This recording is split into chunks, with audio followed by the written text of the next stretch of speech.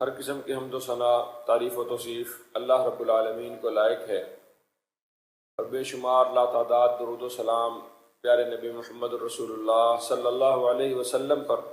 اور اس کے بعد ایک بندہ کڑی دھوپ میں سخت مشقت کر کے اپنا دن اپنا وقت گزارے، اور اس کے بعد اس کے ہاتھ کوئی چیز بھی نہ آئے، اس کو اس کی مزدوری نہ ملے، یا اس کو اس پر شاباشی نہ ملے، اس کا وہ ساری محنت، اس کی مشقت، اس کی وہ ساری کوشش بالکل رائے گاں چلی جائے، اس بندے کی قسم پرسی کا اور اس کی بے بسی کا عالم کیا ہوگا، یہ آپ اپنی زندگی کے عام مشاہدے میں بخوبی اندازہ لگا سکتے ہیں۔ قیامت والے دن جب ہر انسان اپنی زندگی کا جو ساری زندگی اس نے گزاری ہے، اس ساری زندگی کا بدلہ، اس کی مزدوری، اس کا صلہ لینے کے لیے اللہ رب العالمین کے دربار میں کھڑا ہوگا، تو اس دن دو بنیادی طبقے ہوں گے، دو بڑے گروہ ہوں گے، جن کا تذکرہ اللہ تعالیٰ نے قرآن مجید میں مختلف مقامات پر مختلف انداز سے کیا ہے۔ سورۃ الغاشیہ جو ہم ہر جمعہ میں سنتے ہیں، آپ صلی اللہ علیہ وسلم ہر جمعے کی نماز میں اس کو پڑھا کرتے تھے، اس کے اندر بھی اللہ تعالیٰ نے ان دو لوگوں کا تذکرہ کیا ہے۔ ایک وہ لوگ لسعیہا راضیہ، جو انہوں نے کوششیں کیں، جو انہوں نے محنتیں کیں، جو انہوں نے عبادتیں ریاضتیں کیں، ساری زندگی جو انہوں نے اپنا وقت گزارا، وہ اس پر مطمئن ہوں گے، وہ اس پر خوش ہوں گے۔ فی جنت عالیہ، ان کو تو پورا بدلہ مل جائے گا، جنت مل جائے گی، اللہ کی خوشنودی رضامندی مل جائے گی۔ لیکن افسوس ان لوگوں پر ہوگا، ان لوگوں کو خود پر ہوگا اور باقیوں کو بھی ہوگا کہ انہوں نے اپنی زندگیوں میں بڑی محنتیں کی، عاملۃ ناصبہ، عمل کر کر کے تھک گئے، محنتیں کر کر کے وہ تھک گئے، ایسے عمل کیے تھوڑے نہیں، بے شمار، صبح شام دن رات ان کے اعمال اتنے تھے کہ وہ اپنے عملوں سے خود تھک گئے۔ لیکن اس دن ان کے چہروں پر ہوائیاں اڑ رہی ہوں گی، وجوہ یومئذ خاشعہ، اس دن ذلیل و رسوا چہرے لے کر، اس دن پریشان حال چہرے، اس دن ان کو سمجھ لگے گی کہ ہمارے تو یہ عمل کسی کھاتے ہی نہیں آئے، ہماری تو نمازیں بیکار چلی گئی، ہمارے تو صدقہ خیرات بیکار چلے گئے۔ کتنا افسوس ہے۔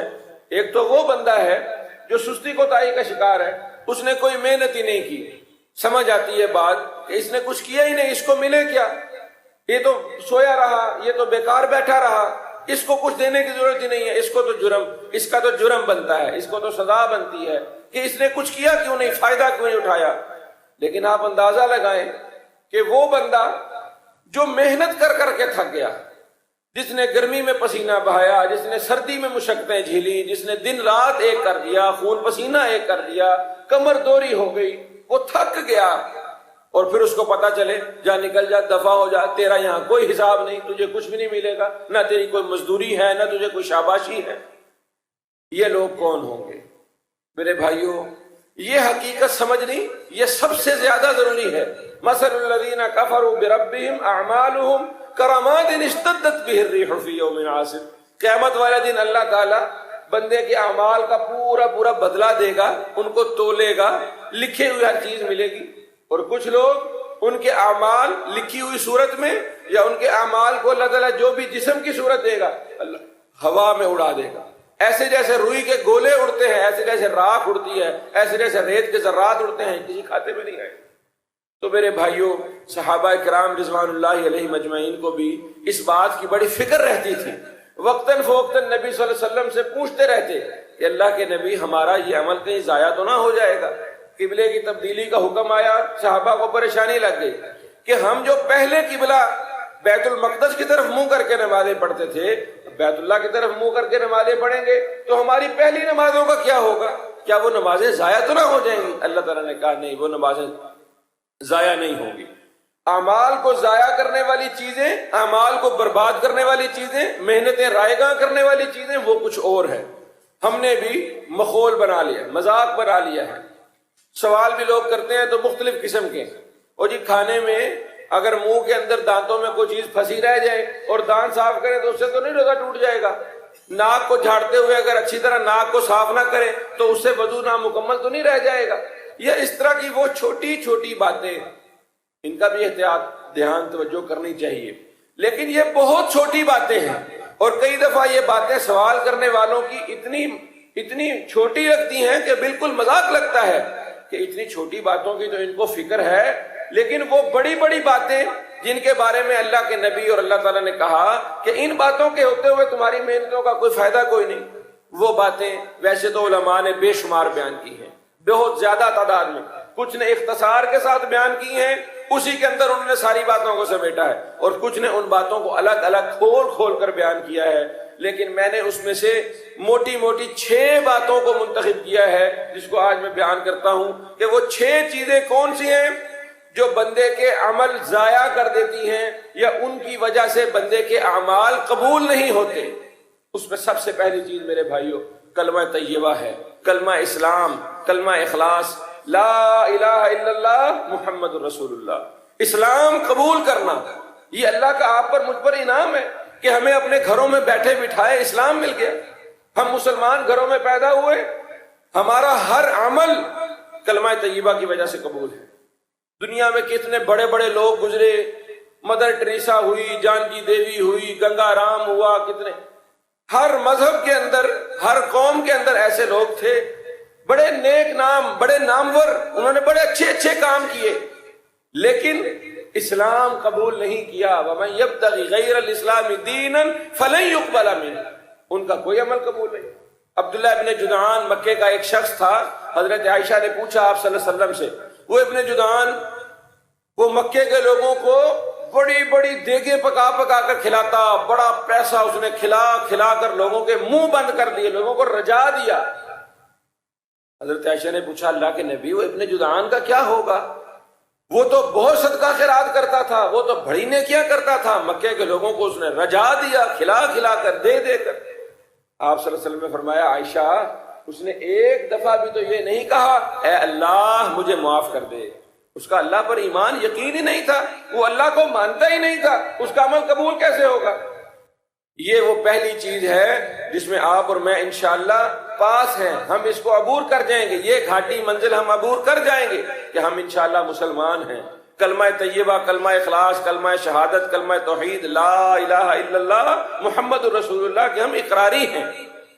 دوسری چیز اسلام قبول کر لینے کے بعد اللہ کی توحید، اللہ کی معرفت، اللہ کا علم، اللہ کو جاننا، اللہ کے بارے میں سمجھنا، اس کا فہم حاصل کرنا، یقین اور اخلاص.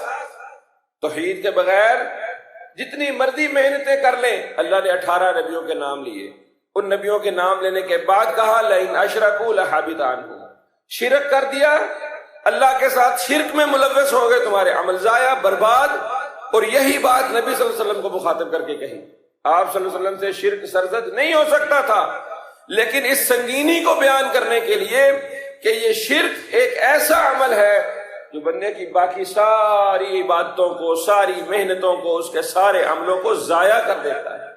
اسلام قبول کرنے کے بعد دوسری بڑی فکر کرنے والی چیز کہ میری توحید وہ کتنی کھری ہے، کتنی خالص ہے، اور میں شرک سے کتنا بچتا ہوں. چھوٹے شرک سے، چھوٹی چیزوں سے، چھوٹی چیزوں کے شرک سے میں کتنا بچتا ہوں. انشاءاللہ مجھے اس بات پر بھی امید اور یقین ہے کہ آپ اور میں ہم موحد ہیں، ہم شرک کے گند اور غلاظت سے بھی پاک ہیں، اور اللہ تعالی ہمیں اسے محفوظ رکھے. اے اللہ ہماری جھولی میں اور کچھ ہے بھی نہیں، ہماری باقی محنتوں کا ہمیں کوئی مان بھی کوئی نہیں. ہمارے پاس ایک ہی نیکی ہے کہ ہم توحید، ہم تیری وحدت کے، تیرے لا شریک ہونے کے ماننے والے ہیں. لیکن میرے بھائیوں اس میں بھی سیکھنے اور سمجھنے والی بہت ساری چیزیں. صرف یہ بات بیان کر رہا ہوں کہ توحید کے بغیر کوئی عمل کسی کا قبول نہیں. ہمیں لگتا ہے دنیا میں ہم بہت سارے لوگوں کی خوبیاں گنواتے ہیں، کافروں کی، یورپ میں، مغرب میں، اور پھر اپنے مسلمان ملکوں کے اندر وہ لوگ جو شرک اور بدعت کی غلاظتوں میں، گمراہیوں میں ڈوبے ہوئے ہیں، ان کی کچھ اچھی باتیں، ان کی کچھ اچھی عادتیں ہمیں پتہ چلتی ہیں. ہم کہتے ہیں وہ دیکھو وہ یورپ کے کتنے اچھے لوگ ہیں، کینیڈا، برطانیہ، فرانس، جرمنی والے. اور میرے بھائیوں اللہ کا شکر ادا کرو، وہ جتنے مرضی اچھے کیوں نہ ہوں، کتنے مرضی سچ بولنے والے، امانت دار، کتنے مرضی وہ دنیا کی خدمت کرنے والے، انسانیت کے ہمدرد اور خیر، ان کا سارا کچھ دنیا کے لیے ہے. مشرکوں کا، ہندوؤں کا، اور جو اسلام قبول کرنے کے بعد شرک کے اندر پڑے ہوئے ہیں، ان کی جتنی خوبیاں ہیں وہ ساری دنیا کے لیے، آخرت میں ان کو کچھ نہیں ملنا۔ ایک مسلمان، اور وہ مسلمان جو موحد ہے، وہ جو بھی نیک عمل کرے اللہ کے حقوق میں سے یا بندوں کے حقوق میں سے۔ آپ اپنے والدین کے ساتھ نیکی اس میں سلوک کرتے ہیں، کیوں؟ اللہ کا حکم ہے۔ ایک کافر اپنے والدین کے ساتھ نیکی اس میں سلوک کرتا ہے، کیوں؟ اس کو دنیا کا فائدہ ہے، وہ اپنے اخلاقیات اور اپنے معاشرتی آداب کو لحاظ رکھتے ہوئے وہ اپنے والدین سے اچھا سلوک کرتا ہے، اس کو دنیا کا فائدہ تو ملے گا، لوگ کہیں گے یہ اپنے والدین کا بڑا فرما بردار ہے۔ لیکن اللہ کے حضور والدین کی فرما برداری کی نیکی اس کی قبول ہوگی جو لا الہ الا اللہ کا اقراری ہوگا، اور اس کے بعد اس کے لا الہ الا اللہ کے مطابق عقیدہ رکھنے والا موحد ہوگا۔ دو باتیں اس میں انشاءاللہ آپ اور میں ہم پاس ہو جائیں گے۔ تیسری بات، توحید کا اقرار کر لینے کے بعد، لا الہ الا اللہ پڑھ لینے کے بعد، توحید کا اقرار کر لینے کے بعد محمد الرسول اللہ، اس کے مطابق عمل ہونا چاہیے۔ نبی کریم صلی اللہ علیہ وسلم کی سیرت اور سنت کے مطابق عمل ہونا چاہیے۔ وہ لوگ جو آپ صلی اللہ علیہ وسلم کی سنت سے ہٹ کر نت نئے کام، ان کو لگتا ہے کہ ہمیں وہ نیکی معلوم ہوئی جو ہم سے پہلے کسی کو معلوم ہی نہیں تھی۔ وہ کون سا عمل ہے جو نیکی ہو اور محمد رسول اللہ صلی اللہ علیہ وسلم کو معلوم نہ ہو؟ ہر وہ عمل جو نیکی کا تھا وہ آپ صلی اللہ علیہ وسلم نے کر کے دکھا دیا، بس بات ختم۔ کوئی نیکی کا عمل نبی صلی اللہ علیہ وسلم سے چھوڑا نہیں، اور کوئی دنیا میں ایسا بندہ پیدا نہیں ہوا جو کوئی عمل کرے نبی صلی اللہ علیہ وسلم نے نہ کیا اور ہم کہیں یہ نیکی ہے۔ قیامت والے دن آپ صلی اللہ علیہ وسلم نے سمجھائی مثال سے بات، لوگ اللہ کے نبی صلی اللہ علیہ وسلم کے پاس حوض کوثر پہ آئیں گے، نمازیں پڑھنے والے، سستیاں کوتاہیاں کرنے والے نہیں، بے نمازوں کی بات نہیں ہو رہی، یہ ان لوگوں کی بات ہو رہی ہے میرے جیسے نمازیں پڑھنے والے، آپ جیسے مسجدوں میں آنے والے، وضو کے اعضاء چمک رہے ہوں گے، وضو کے اعضاء چمک رہے ہوں گے، صبح شام نمازیں، فرشتے لاٹھی چارج کریں گے، اللہ کے نہیں پوچھیں گے کیوں؟ یہ تو میرے امتی ہیں، یہ تو نمازی ہیں، یہ تو عبادتیں کرنے والے، عمل کرنے والے۔ اللہ کے نبی آپ کو نہیں پتا، آپ کے بعد انہوں نے آپ کی سنت کو چھوڑ دیا تھا، ما حدثوا بعد ذلک، انہوں نے کیا کیا نئی نئی باتیں نکال لی تھی، یہ تو ایڑیوں کے بل پھر گئے۔ آپ صلی اللہ علیہ وسلم کہیں سحقا لمن غیر بعدی، یہ تو برباد ہو گئے، دفع کرو ان کو۔ تیسری چیز اتباع سنت، اپنے ہر عمل کے اندر سنت کا لحاظ کرنا، سنت سے باہر جتنے عمل ہیں سب ضائع ہیں، بیکار ہیں، جتنے مرضی اچھے کیوں نہ معلوم ہو۔ کسی بندے کا دل کرے میں 8 بجے صبح اذان دے کر ایک نماز پڑھوں گا، اشراق کی نماز کی بہت فضیلت ہے، لیکن اگر کوئی بندہ کہے میں اشراق کی نماز کی اذان دیتا ہوں اور میں اس کی جماعت کراؤں گا، میری مسجد میں 5 نہیں 6 نمازیں ہوا کریں گی، اس کو ثواب ہوگا؟ نہیں، اس کی باقی کی 5 نمازیں بھی ضائع ہو گئی کہ اس نے یہ 6ویں نماز کیوں ایجاد کر لی۔ ایک ہی نماز کے اندر ایک رکعت میں نبی صلی اللہ علیہ وسلم نے 2 سجدے کیے۔ ایک بندہ کہے میں 3 کرتا ہوں، میں زیادہ متقی، زیادہ پرہیزگار، زیادہ عابد زاہد ہوں، نہیں، اس کی ساری نماز برباد ہو گئی۔ روزہ لمبا کر لے بندہ، وہ سوچے لوگ سارے لوگ مغرب کے وقت روزہ کھولتے ہیں، میں عشاء کے وقت کھولوں گا، میں لمبا روزہ رکھوں گا، مجھے زیادہ ثواب ہوگا، نہیں، اس کو ثواب کی بجائے گناہ ہوگا، اس کا وہ روزہ ضائع، محنت بھی اس نے کی، برباد بھی ہو گیا۔ یہ تیسری چیز ہے، اس میں بھی انشاءاللہ آپ اور میں پاس ہو جائیں گے اگر ہم نے اس کا خیال رکھا ہوا، اور امید ہے اس میں ہم خیال رکھتے ہیں۔ چوتھی بات، جو باتیں آگے جاتی جا رہی ہیں ویسے ویسے ان کی خطرناکی اور ان کی اہمیت بڑھتی جا رہی ہے۔ چوتھی چیز ہے بھائیو اخلاص۔ یہ جو عمل بندہ کرتا ہے کس کے لیے کرتا ہے؟ جتنا بڑا عمل ہے اتنے بڑے عمل میں اتنا ہی اخلاص زیادہ ضروری ہے۔ کس کے لیے کر رہا ہوں؟ روزہ رکھا ہے کس کے لیے؟ اس لیے کہ لوگ روزہ رکھتے ہیں، میں نہیں رکھوں گا، لوگ کہیں گے ہٹا کٹا ہو کے تو روزہ نہیں رکھتا۔ نماز پڑھنے آتا ہوں اس لیے آتا ہوں، لوگ کہیں گے لے تیرا پیو نمازی سی، تیرے سارے گھر والے تمہارا نماز کے لیے جاتے ہیں، تم نہیں جاتے، اس لیے مسجد آتا ہوں، لوگ گھر کے ساتھ مسجد ہے تم مسجد نہیں جاتے۔ نہیں، اللہ کا حکم سمجھ کر، صرف اللہ کے لیے صدقہ خیرات کرتا ہوں، اللہ کے لیے، اس لیے نہیں اتنے پیسے نے تیرے کو تو دیندہ ہی نہیں، کنجوسی، اس الزام اور طعنے سے بچنے کے لیے نہیں، صرف اللہ کے لیے۔ نبی کریم صلی اللہ علیہ وسلم نے فرمایا قیامت والے دن جہنم دہکائی جائے گی، آگ بھڑکائی جائے گی، کس سے؟ 3 لوگوں سے۔ اللہ تعالیٰ ہمیں ان 3 لوگوں میں سے محفوظ فرمائے، ان سے بچا لے۔ کون سے لوگ؟ عالم، دین کا عالم، مبلغ، قاری، قرآن پڑھتا تھا، دین کا بیان کرتا تھا، صبح و شام لوگوں کو تعلیم دیتا تھا، لوگوں کی اصلاح کرتا تھا صبح و شام۔ کس لیے؟ لوگ کہیں گے کڈا خطیب ہے، کڈا بڑا عالم ہے، کتنا اچھا قرآن پڑھتا ہے، کیسی زبردست باتیں کرتا ہے۔ اللہ کہیں گے یہ تو نے اس لیے کیا تاکہ لوگ بلے بلے کریں، واہ واہ کریں، میرے لیے تو نہیں کیا۔ آج اس کو باندھو، یہ جھوٹ بولتا ہے، اس کو جہنم میں پھینک دو۔ مجاہد فی سبیل اللہ اپنی جان ہتھیلی پر لے کے نکلا، اللہ پوچھیں گے کیا کر کے ساری زندگی ہو؟ کہے گا اللہ تیرے راستے پہ جان دے دی، ایک جان ہی تو تھی، قربان کر دی، اب کیا کروں؟ اللہ کہیں گے تو جھوٹ بولتا ہے، تو نے اس لیے کیا۔ اللہ دلوں کے حال سے واقف ہے، اللہ اس دن سارے راز کھول دے گا کہ کس کا کیا ارادہ، کیا نیت تھی۔ تو اس لیے کرتا تھا، لوگ کہیں گے دیکھو کتنا دلیر ہے، کتنا بہادر ہے، اس کی کتنی قربانیاں ہیں، یہ تو شہید ہو گیا۔ تو نے بابا لوگوں کی بلے بلے لینے کے لیے باندھ کر اس کو جہنم میں پھینک۔ پیسے خرچ کرنے والا، ہر نیک عمل پیسے سے شروع ہوتا ہے، اور پیسے والا شخص ہر نیک عمل میں شریک ہو سکتا ہے۔ نمازی نماز پڑھتے ہیں، جس کے پاس پیسے ہیں وہ مسجد بنا دے، جتنے لوگ نمازیں پڑھیں گے خرچ کرنے والے کے کھاتے میں جاتا رہے گا۔ روزہ رکھتا ہے بندہ، خود روزہ رکھا، 1 روزے کا ثواب ہے۔ پیسے والا بندہ 100 لوگوں کا روزہ رکھواتا ہے، کھلواتا ہے، اس کو 100 اپنے ساتھ 100 روزوں کا ثواب۔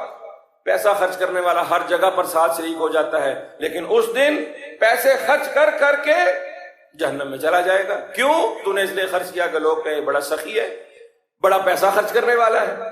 تو میرے بھائیوں، یہ چوتھی چیز، اس کے اوپر مجھے فکر کرنے کی ضرورت ہے، اس کے اوپر توجہ کرنے کی ضرورت ہے، اپنے دلوں کو ٹٹولنے کی ضرورت ہے کہ ہمارے جو اعمال ہیں وہ قیامت والے دن ضائع نہ ہو جائیں۔ ہم موحد ہیں، ہم مسلمان ہیں، ہم متبع سنت ہیں، لیکن ہمارے دلوں کی کیفیت کیا ہے، نیتیں کیا ہیں، ان کو ٹٹولنے کی ضرورت ہے۔ 5ویں چیز، بھائیو، بندہ مسلمان بھی ہوتا ہے، موحد بھی ہوتا ہے، متبع سنت بھی ہوتا ہے، اور بڑے اخلاص کے ساتھ ایک عمل کرتا ہے، بڑے اخلاص کے ساتھ، لیکن جہالت پر مبنی، قرآن اور حدیث کا، دین کا صحیح فہم نہیں حاصل کرتا، اپنا عقیدہ، اپنا منہج، اپنی سوچ، اپنی فکر و نظر درست نہیں کرتا، غلط نظریات اپنا لیتا ہے، دین سے ایسے نکل جاتا ہے جیسے تیر کمان سے نکل جاتا ہے۔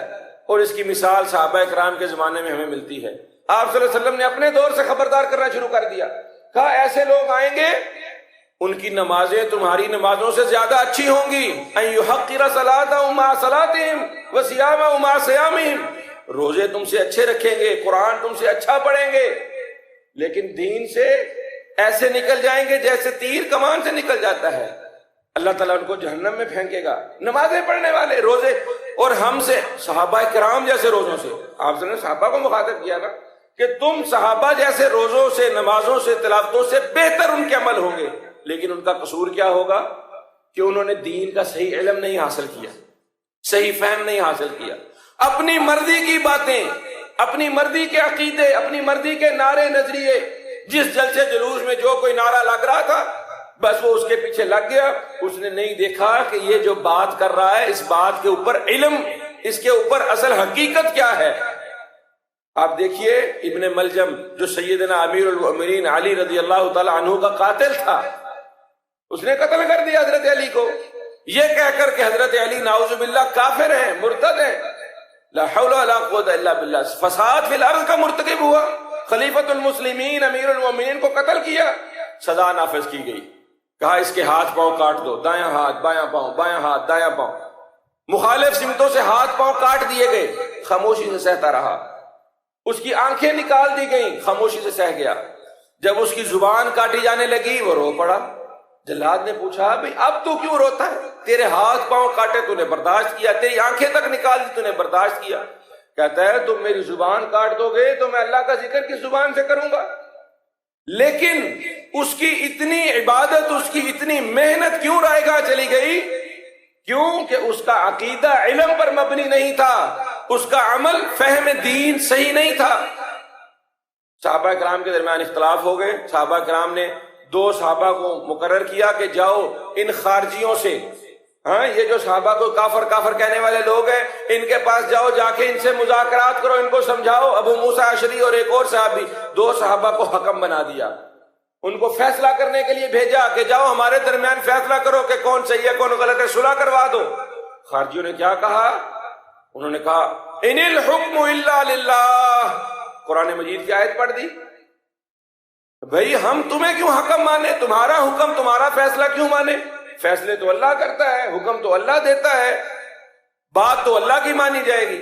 حضرت علی نے کیا کہا کلمۃ حق، آیت قرآن کی پڑھ رہے ہیں، بات ٹھیک کر رہے ہیں، بات سچی ہے، ارید بہ الباطل، مانی غلط لے رہے ہیں، اس سے ان کی نیتیں غلط ہیں۔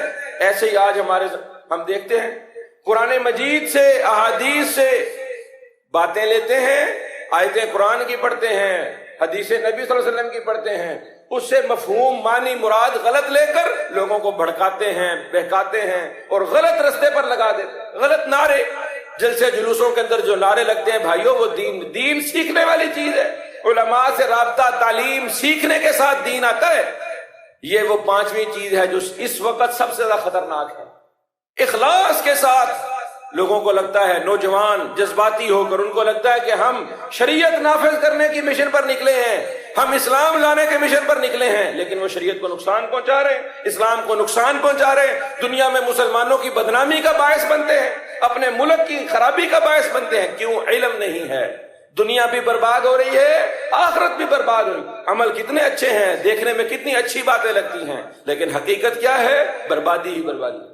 اور سب سے آخری چیز، چھویں چیز، میرے بھائیوں، بندہ جو عمل کرتا ہے اس عمل کے ساتھ فَأَمَّا مَنْ أَعْطَى وَاتَّقَى وَصَدَّقَ بِالْحُسْنَى، ہمیں لگتا ہے کسر نفسی، عاجزی اور انکساری، نیکی یہ ہے کہ ہم کہیں بس یہ ہمارا کوئی اللہ پہ زور ہے، ہم نے تو جو کرنا تھا کر دیا، ہمارے تو عمل ہی ہیں، بس اللہ قبول کرے تو کرے، اللہ نہ قبول کرے تو نہ قبول کرے۔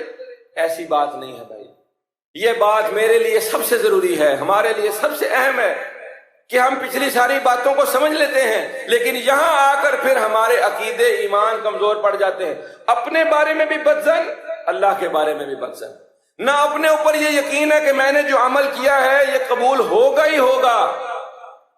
روزہ رکھ کے ہم جب روزہ کھولتے ہیں کیا دعا مانگتے ہیں؟ ذهب الظمأ وابتلت العروق وثبت الاجر انشاءاللہ۔ آپ صلی اللہ علیہ وسلم نے فرمایا 40 باتیں ایسی ہیں، 40 خصلتیں ایسی ہیں، ان میں سے کسی بندے میں ایک بھی پائی جائے وہ جنت میں داخل ہو جائے گا۔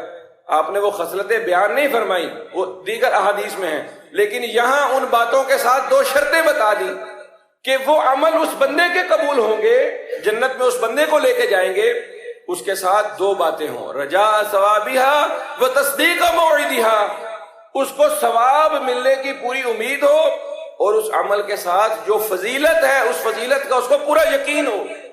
تاک رات میں 1000 مہینوں سے زیادہ کی عبادت کا ثواب ملے گا، یہ یقین ہوگا تو ملے گا، یہ یقین نہیں ہوگا تو اللہ تعالیٰ بغیر یقین کے اجر و ثواب بھی نہیں دیتا، اللہ تعالیٰ بغیر یقین کے بدلہ اور جزا بھی نہیں دیتا۔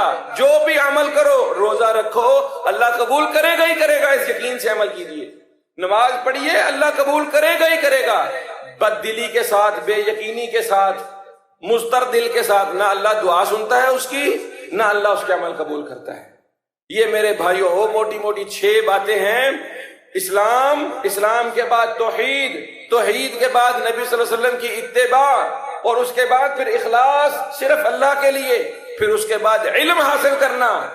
اخلاص کے بعد سب سے ضروری ہے علم حاصل کرنا، قرآن حدیث کا صحیح معنی اور مفہوم سمجھنا، اس کے مطابق زندگیاں گزارنا، اور پھر اللہ کے اوپر یقین رکھنا، اللہ سے اچھی امید رکھنا، اللہ کے بارے میں بدگمانی نہیں کرنا۔ اللہ رب العالمین سے دعا ہے کہ اللہ تعالی ہمیں ان 6 باتوں کو مد نظر رکھتے ہوئے عمل کرنے کی توفیق دے، اور ہماری محنتیں، ریاستیں رمضان کے اندر کی گئی اور باقی ساری زندگی میں اللہ تعالیٰ قبول و منظور فرمائے۔ اقول قولی ھذا